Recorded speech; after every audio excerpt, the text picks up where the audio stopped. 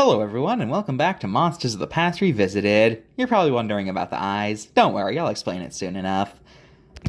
Anyway, we got some meat eaters to talk about today from the Theropod group of dinosaurs.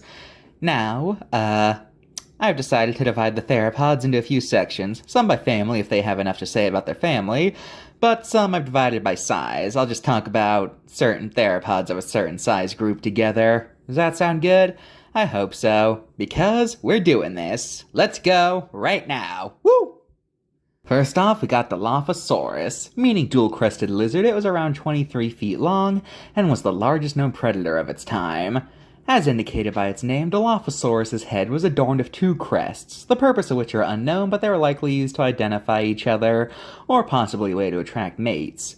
Or maybe they could have had something on those crests that they could use as a mate-attracting method, like maybe they could have had an air sac over them that could have inflated or something like that. Okay, that's way too speculative, I'm sorry. Now, Dilophosaurus was made famous because of Jurassic Park, but much like how the film made raptors that were completely wrong, the way the dinosaur was depicted in this movie was also nothing like a real Dilophosaurus. It's depicted as a small carnivore with neck frills and the ability to spit venom. Now, in the book they were more accurate, they were the right size and they didn't have a frill, though they still had venom. Now, the reason Dilophosaurus was given venom was actually because of a paleontological mystery at the time. You see, while the book was being written, it was determined that Dilophosaurus had too weak a bite force to kill its prey, so it was determined that how they hunted was a mystery. So, the book proposed the theory that they had venom in order to help them hunt. But in later years, it was found that Dilophosaurus was indeed capable of biting its prey to death, so yeah. Now, as for what the movie did, the small size in the movie was to make sure they didn't overshadow the raptors, and I presume the frill was made to make it stand out. Now, when it comes to the small size, whether or not that's their genuine size in this universe, or we've only ever seen juveniles, is something the franchise kind of flip-flops on. So, yeah, dual-crested lizard that was made famous for attributes it never even had. Incredible. Cryolophosaurus means cold-crested lizard, and it was around 20 feet in length. Adorning their head was a strange cap of sorts that looked kind of like a bottle opener, or a pompadour, hence why they've been nicknamed Elvisaurus, after the famous singer's hair. Now, the most notable thing about Cryolophosaurus is where it was discovered. For you see, their bones were discovered in Antarctica. Yeah, that Antarctica. Now don't get the wrong idea. Due to continental drift, Antarctica was more northern than it is nowadays, so it wasn't frozen over like it is today. So as such, it could support plants, and therefore plant eaters, and therefore meat eaters.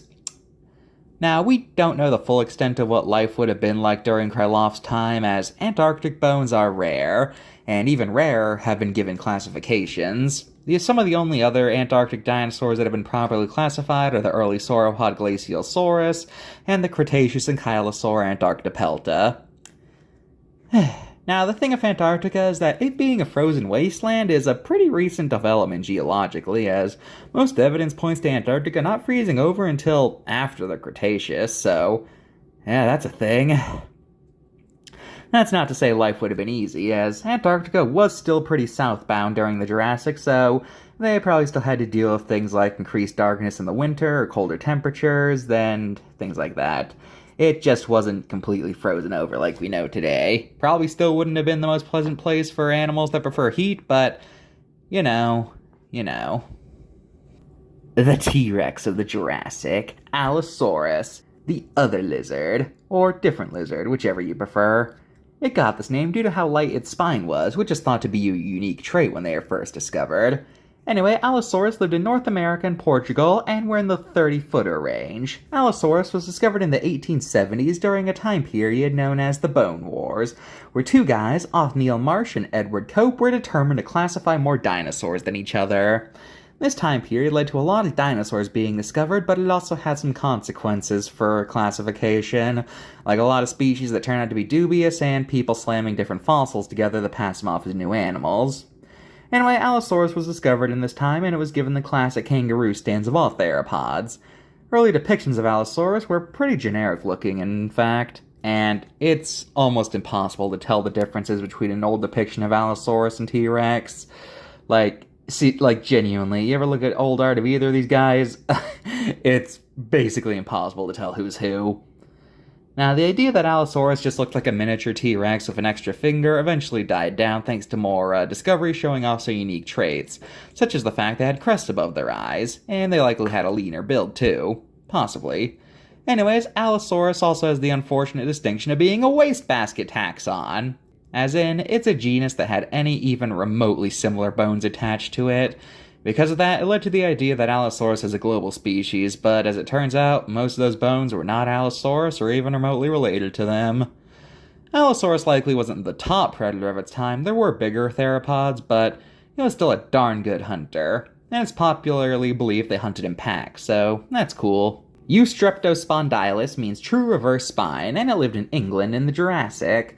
Eustreptospondylus' true size is unknown, as the only specimen comes from a subadult, but estimates speculate it could have reached 20 feet in length.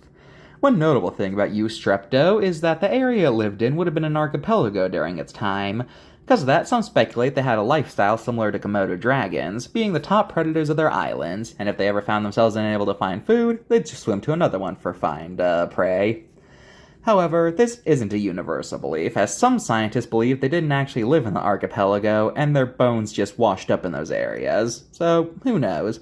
Could have been an island hopper, or could have just been another dime a dozen theropod that lived on the mainland that just got washed out to sea. Who knows? Card time! Allosaurus has several issues. For one, there's its locations. The African variety of Allosaurus is now thought to be closer to Carcharodontosaurs than to Allosaurs, while for Australia, the whole thing about Australian Allosaurs is kind of this whole thing, and it's kind of complicated to explain, but long story short, there is material that was thought to be Allosaurian in nature, but the true classification remains controversial, and nobody can quite agree on what they should be classified as, though them being in the Allosaurus genus seems unlikely at this point, so yeah.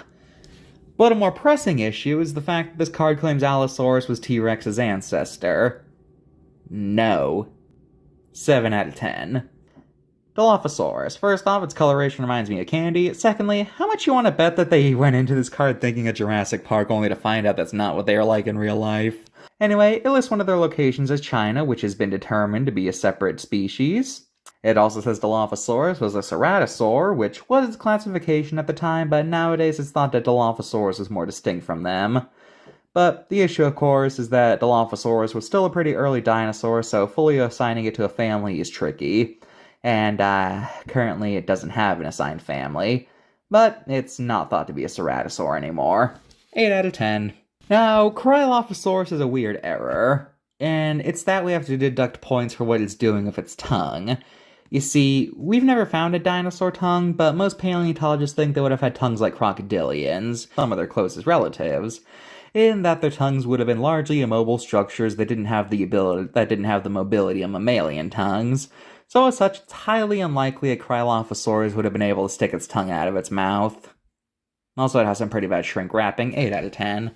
I'm willing to bet money Eustreptospondylus is only here because it was a major animal in Walking with Dinosaurs. Anyway, this card claims that Eustrepto was an ancestor to T-Rex. Again. In reality, Eustrepto is a megalosaur, which were only distantly related to Tyrannosaurus, so that's an error right there.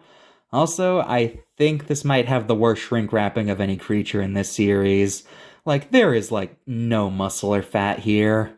Also, it overestimates its size. While it's true we've only found teenage Eustrepto, as most scientists place its adult size at only around 20 feet, not 30 feet like the card suggests. 7 out of 10. Well, that's all for this episode of Monsters of the Past, and now I shall explain what's up with my eyes. Me, Catherine, and Eric are having a competition to see who can go the longest without sleeping. That's all. Now, we're currently about 2 days in, and so far, feeling fine. Update you on that later. Goodbye.